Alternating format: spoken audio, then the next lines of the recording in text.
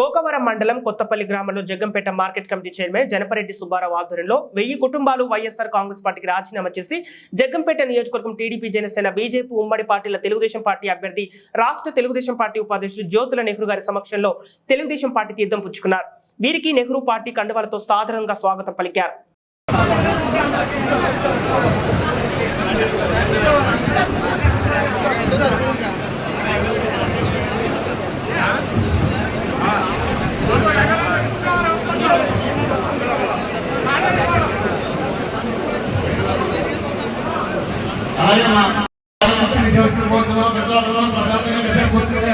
ప్రశాంతంగా మీటింగ్ జరుగుతుంది.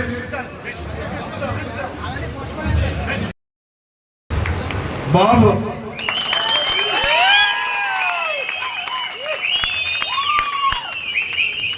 ఇది ఎప్పుడో మూడు మాసాల క్రితమే జరగాలి.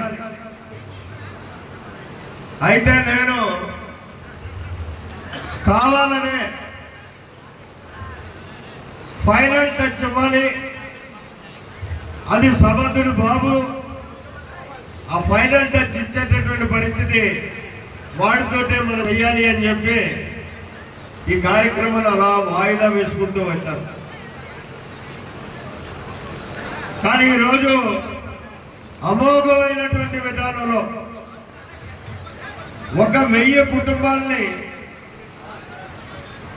తెలుగుదేశం పార్టీలో చేర్చి అపూర్వమైనటువంటి మద్దతు ఇచ్చినటువంటి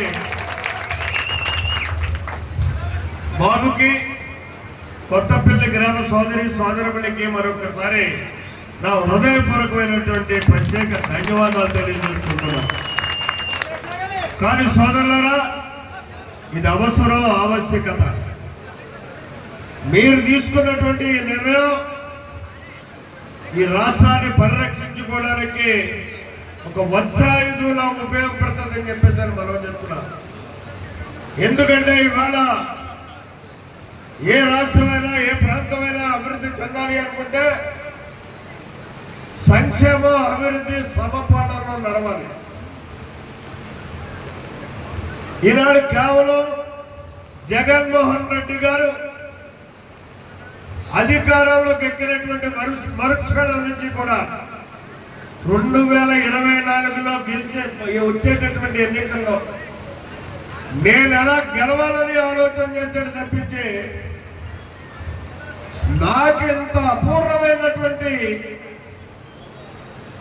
ఆదరణతో అధికారం ఇచ్చినటువంటి ఆంధ్ర రాష్ట్ర ప్రజానీకాన్ని ఏ రకంగా పాలన చెయ్యాలి, ఈ రాష్ట్రాన్ని అన్ని రకాలుగా అటు సంక్షేమాన్ని పరిరక్షించుకుంటూ ఇటు అభివృద్ధిని ముందుకు నడిపిస్తూ ముందుకు వెళ్ళాలి అని మాత్రం ఎక్కడ ఆలోచన చేయాలి. ఓట్ బ్యాంక్ రాజకీయం చేసినటువంటి కారణంగానే ఇవాళ ఆంధ్రప్రదేశ్ అధోగతి పాలైనటువంటి పరిస్థితి అని చెప్పి మనం చెప్తున్నాం.